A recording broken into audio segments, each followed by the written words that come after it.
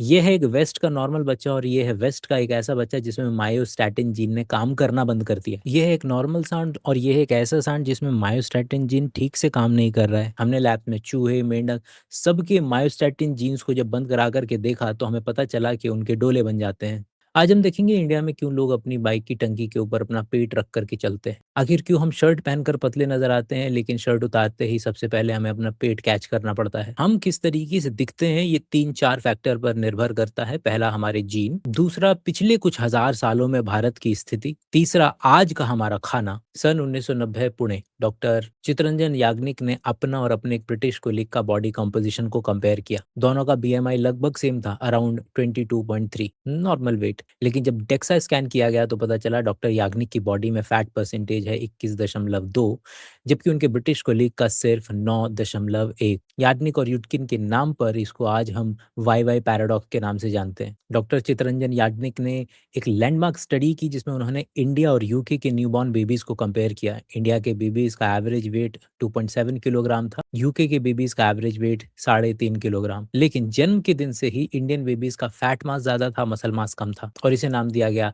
The thin fat Indian baby, और हमारे case में the thin fat Indian phenotype. इसका मतलब है कि गर्भ में ही बच्चे ने बॉडी डिसाइड कर लिया था कि मसल बनाने की बजाय फैट स्टोर करना है, क्योंकि माँ के शरीर ने सिग्नल दिया कि बाहर की दुनिया में खाने की कमी है। तो सबसे पहले शुरुआत करते हैं उस जीन से जो हमारे डोले ही नहीं बनने देता। नेचर साइंटिफिक रिपोर्ट 2019 में एक ग्राउंड ब्रेकिंग पेपर आया, ancient origins of low lean mass among south Indians. इस रिसर्च ने बताया कि साउथ एशियंस में लो लीन मास मतलब के कम मसल सिर्फ डाइट की वजह से नहीं है, इसकी जड़ें जेनेटिक्स में भी है। मायोस्टैटिन जीन, ये जीन मसल ग्रोथ को कंट्रोल करता है। ज्यादा मायोस्टैटिन मतलब मसल ग्रोथ पर ब्रेक, मायो मतलब मसल, स्टैटिन मतलब रोक। नॉर्थ इंडियन पर हुई ये स्टडीज में इस जीन के पास वेरिएशन पाए गए जो लीन मास को कम और एब्डोमिनल ओबेसिटी को बढ़ा रहा था। और सबसे इंपॉर्टेंट बात, ये हेरिटेबल है, मतलब अगर माँ की लीन मास कम है तो बच्चे की भी कम होगी। हमारी बॉडी केवल जेनेटिक्स की वजह से ऐसी नहीं है। 2025 में सेज पब्लिकेशन में पब्लिश हुई एक रिव्यू बताती है हाई कार्बोहाइड्रेट और लो प्रोटीन डाइट की वजह से एक स्पेसिफिक बॉडी टाइप डेवलप होता है जिसको सार्कोपेनिक ओबेसिटी कहते हैं। सार्को मतलब मसल्स, पीनिया मतलब कम हो जाना।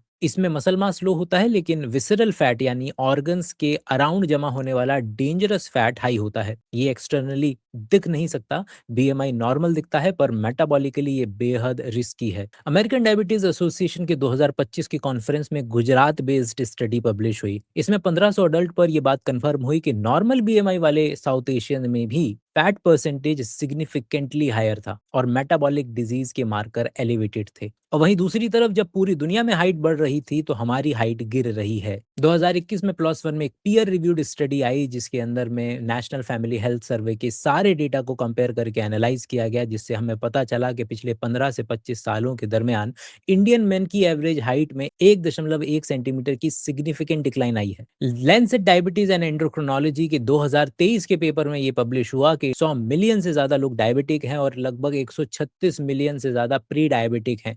ओवरऑल प्रेवलेंस 11% से भी ऊपर है। अब ये डाइटरी प्रोटीन से कैसे कनेक्टेड है? मैकेनिज्म ये है कि जब डाइट प्रीडोमिनेंटली कार्बोहाइड्रेट हैवी होती है और उसमें प्रोटीन की कमी होती है तो मसल मास कम होता है। मसल बॉडी का एक प्राइमरी स्टोरेज हाउस है, ये ब्लड से ग्लूकोज को लेता है, लेकिन अगर मसल मास कम है तो ग्लूकोज का अपटेक भी कम रहेगा, जिसकी वजह से इंसुलिन का रेजिस्टेंस बढ़ता है और टाइप 2 डायबिटीज का रास्ता खुलता है। और बात केवल डायबिटीज और कार्डियोवैस्कुलर प्रॉब्लम पर नहीं रुकेगी, हम भूल जाते हैं कि एंटीबॉडीज भी प्रोटीन से बनती हैं, हीमोग्लोबिन भी प्रोटीन से बनता है, एंजाइम्स, हार्मोन, सभी चीजें प्रोटीन से बनती हैं। हमारी डाइट में कार्बोहाइड्रेट की मात्रा ज्यादा और प्रोटीन की मात्रा कम डायरेक्टली और इनडायरेक्टली हमारे शरीर के सभी फंक्शंस को अफेक्ट करती है। लेकिन भारत की ये हालत हुई कैसे? कारण बहुत सारे हैं, जैसे कि हमारा 2500 साल पुराना अभिशाप, द थ्रिफ्टी जीन हाइपोथेसिस। ये आइडिया कहता है कि साउथ एशियन आबादी ने हजारों सालों से ऐसे एपिजेनेटिक चेंजेस को एक्यूमुलेट किया है जो हमें भुखमरी से बचाते हैं। पिछले 2500 सालों में साउथ एशिया में लगभग 90 अकाल आए हैं जिसमें भुखमरी से लाखों मौतें हुई हैं। जिन लोगों की बॉडी में वो एपिजेनेटिक चेंजेस थे जिसमें बॉडी फैट को ज़्यादा स्टोर करती थी, वो लोग ज़िंदा बचे और बाकी लोग मर गए। और ये अभिशाप जो हमारे जेनेटिक्स और हमारी एपिजेनेटिक्स को प्रभावित करते हुए हमारे बॉडी के फेनोटाइप को इस तरीके का बनाए हुए है। कुछ लोगों के लिए ये नई जानकारी हो सकती है, लेकिन दुनिया में हमारे खाने वाली चीज़ों में शायद ही कोई ऐसी चीज़ एग्ज़िस्ट करती है जिसके अंदर में प्रोटीन नहीं होता है। तो ये बात केवल प्रोटीन की नहीं है, प्रोटीन की मात्रा, प्रोटीन की रिलेटिव मात्रा और अमाइनो एसिड के कॉम्पोजिशन की है। इंडियंस प्रोटीन खा तो रहे हैं, लेकिन उसकी क्वालिटी बहुत खराब है। इंडिया में जो लोग प्रोटीन खाते हैं उसका लगभग 50% केवल हमारे ग्रेन्स और सीरियल से आता है, चावल, गेहूँ, सूजी, मैदा। अब सीरियल्स में प्रोटीन होता तो है, लेकिन उसके अमाइनो एसिड का प्रोफाइल इनकम्प्लीट है। जैसे कि लाइसिन, जो कि मसल बिल्डिंग के लिए बेहद ज़रूरी अमाइनो एसिड है, लेकिन सीरियल्स में बेहद कम होता है। क्या आपको मालूम है कि मुँह में रखा गया प्रोटीन आपके ब्लड तक पहुँचेगा? ये बात बिल्कुल ज़रूरी नहीं है। डिपेंडिंग अपॉन कि आपके प्रोटीन का सोर्स क्या है, आपका 100 ग्राम खाया हुआ प्रोटीन आपके ब्लड में 60 से 90 ग्राम तक पहुंच सकता है। भारत में प्रोटीन ना मिलने और ना खाने, दोनों ही तरीके की समस्याएं मौजूद हैं। आपके अमीर हो जाने की वजह से आपके खाने में ऑटोमेटिकली प्रोटीन की मात्रा प्रचुर हो जाएगी, ये आपका भ्रम है। और दूसरी तरफ गरीब आदमी जहां उसको खाने के लिए ही नहीं मिल रहा है, तो उसको डज नॉट मैटर हम क्या दें, जब उसका ओवरऑल कैलोरी इंटेक ही कम है तो उसका प्रोटीन इंटेक ऑटोमेटिकली कम हो जाता है। भारत के अंदर में एक बहुत बेहतरीन लहर आई हुई है जिसको मैं भारत प्रोटीन पगलू के नाम से संबोधित करता हूं, जिसमें आए दिन आपको हर तरफ लोग प्रोटीन के लेवल पढ़ते हुए मिल जाएँगे, जहाँ वो जानना चाहते हैं कि इसके अंदर में कितना प्रोटीन है। लेकिन किसी भी चीज़ में कितना प्रोटीन है ये जान लेना काफ़ी नहीं है, क्योंकि आज हल्दीराम की मूँगफली वाले भी प्रोटीन रिच लिख करके उसे बेचने की कोशिश कर रहे हैं। आइए जानते हैं वो सिंपलेस्ट कैलकुलेशन जिससे आप 5 सेकंड में जान लेंगे कि क्या ये पर्टिकुलर प्रोडक्ट वाक़ई में प्रोटीन रिच है या ये केवल क्लेम करते हैं। किसी भी पैकेट के पीछे अगर लिखा हुआ है कि इसके अंदर में 100 ग्राम प्रोटीन है, तो इसकी ओवरऑल कैलोरीज़ 1000 कैलोरीज़ से ज़्यादा नहीं होनी चाहिए।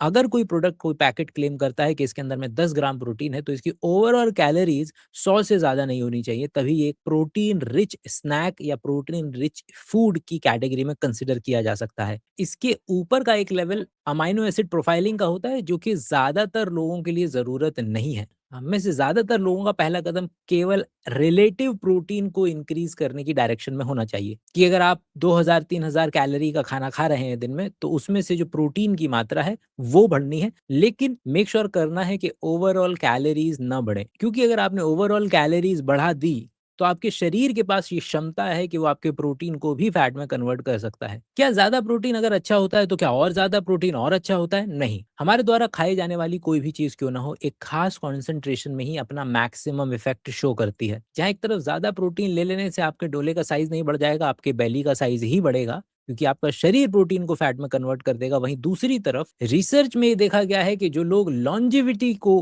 पाना चाहते हैं, उनमें मॉडरेट अमाउंट ऑफ प्रोटीन ज्यादा बेहतर साबित होता है। लेकिन क्योंकि अभी भारत प्रोटीन डेफिशिएंसी वाले पार्ट में ज्यादातर है, तो प्रोटीन ज्यादा लेने से एडवर्स इफेक्ट की तरफ को हम कभी और डिस्कस कर लेंगे। साइंटिस्ट्स ने एक ऐसा एक्सपेरिमेंट किया जो इंडिया की पॉपुलेशन को मिरर करता सा नजर आता है, जहां पर उन्होंने 50 जनरेशन तक चूहों को मेल न्यूट्रिशन स्टेट में रखा है। 50 जनरेशन के बाद कंट्रोल ग्रुप की तुलना में मेल न्यूट्रिशन वाले चूहे अब कम बॉडी मास वाले थे, उनके हार्ट का मास कम था, उनका पैनक्रियाज और लिवर सेम साइज का था, जबकि उनके स्प्लीन का साइज बहुत ज्यादा बढ़ गया था। ये कुछ कुछ इंडियन पॉपुलेशन में पिछले हजारों सालों में जो बदलाव आए हैं, कुछ कुछ वैसा सा नजर आता है। जहां हजारों सालों की न्यूट्रिशनल डिप्रिवेशन ने बॉडी की कॉम्पोजिशन को फंडामेंटली रीप्रोग्राम कर दिया, बॉडी ने सर्वाइवल ऑर्गन, लिवर, स्प्लीन और इम्यून सिस्टम को प्रायोरिटाइज किया और ग्रोथ ऑर्गन, मसल और हार्ट्स को सैक्रिफाइस किया। जहाँ एक तरफ इंटरनेट पर ज्यादातर लोग आपको भारत के फिनोटाइप की वजह प्रोटीन की डेफिशिएंसी बताते हुए नजर आएंगे, लेकिन बात उतनी सिंपल नहीं है। हमारी जेनेटिक्स पे डिपेंड करता है, हमारा एपिजेनेटिक्स पे डिपेंड करता है, हमारा एनवायरनमेंट, हमारा खाना और यहाँ तक कि हमारे bacteria.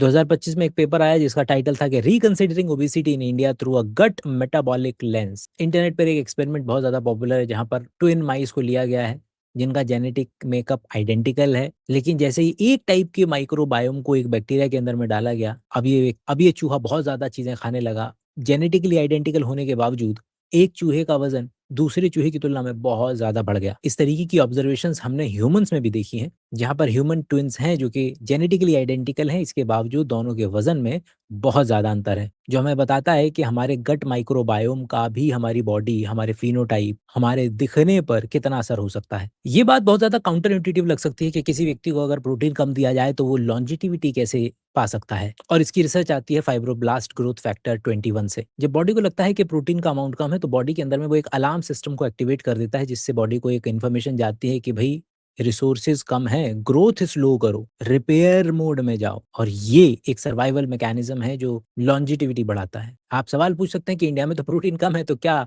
Fibroblast growth factor 21 India में ज़्यादा नहीं होना चाहिए और इंडिया की लॉन्जिटिविटी ज़्यादा नहीं होनी चाहिए? तो ये इंडिया में नहीं हो सकता, क्योंकि इंडिया में प्रोटीन डेफिशिएंसी अभी क्रॉनिक अवस्था में है, और इसके अलावा it was about protein deficiency. लेकिन भारत की डाइट में आपको अलग-अलग तरीके के विटामिन, मिनरल की भी कमी मिलती है। क्या आपको मालूम है कि प्रोटीन की क्वालिटी और क्वांटिटी केवल और केवल इस बेसिस पर भी चेंज होती रहती है कि आपने उसको किस तरीके से पकाया है? मूँग की दाल के स्प्राउट्स और मूँग की दाल की नमकीन में बराबर अमाउंट ऑफ प्रोटीन नहीं होता है। प्रोटीन की क्वालिटी घटती है जब उसको प्रोलॉन्ग्ड स्टोर किया जाए, हीट स्टरलाइज़ेशन एक्सट्रीम हो या हाई सरफेस टेम्परेचर हो, जैसे कि डीप फ्राइंग। क्या आपको मालूम है कि आप प्रोटीन किस वक़्त लेते हैं, दैट कैन आल्सो डिसाइड कि आपकी बॉडी को कितना प्रोटीन मिलेगा। आई नो कि ये सारे के सारे सेकेंडरी, टर्शियरी, क्वाटरनरी फैक्टर्स हैं। जो प्राइमरी फैक्टर है that is to increase the overall relative amount of protein in our food. Protein के खाने का डिस्ट्रीब्यूशन अगर हमारे दिन में जितने मील होते हैं उसमें अगर लगभग-लगभग बराबर हो, तो इससे हाईएस्ट एफिशिएंसी में हमें प्रोटीन मिल सकता है। लेकिन हम जानते हैं कि इंडिया के अंदर में ब्रेकफ़ास्ट में 0 प्रोटीन होता है। भारत के लोग या तो पोहा, इडली, आलू के पराठे, आलू की सब्जी और पराठे, कोई भी सब्जी लेकिन उसके अंदर में आलू, उसके साथ पराठे। अगर आप एक ही मील में पूरे दिन का सारा प्रोटीन लेने की कोशिश करेंगे तो that will not be the most efficient method. क्या आपको मालूम है आपका ऐज भी डिसाइड करता है कि आपका बॉडी कितना प्रोटीन ले पाएगा? लेकिन जैसे-जैसे हम आगे बढ़ते जा रहे हैं, हम अपने फैक्टर्स को कम करते जा रहे हैं। तो हमने जाना कि किस तरीके से हमारी जेनेटिक्स, हमारी एपिजेनेटिक्स, हमारा पिछले 2500 का साल का इतिहास, हमारे पीछे की कुछ जनरेशंस, हमारा आज का खाना, हमारे आज के खाने में टाइप ऑफ प्रोटीन, हमारी उम्र, हमने कब लिया, ये सब डिक्रीजिंग ऑर्डर में हमारे प्रोटीन के एब्जॉर्प्शन को डिफाइन करते हैं। तो आज हमने जाना कि इंडिया की प्रोटीन प्रॉब्लम एक सिंगल इशू नहीं है, लेकिन 2 से 3 चीज़ों को एड्रेस करके हम मेजॉरिटी ऑफ द प्रॉब्लम को एड्रेस कर सकते हैं। हम मिलेंगे अपने अगले वीडियो में, तब तक के लिए अपना ख्याल रखें। Bye bye.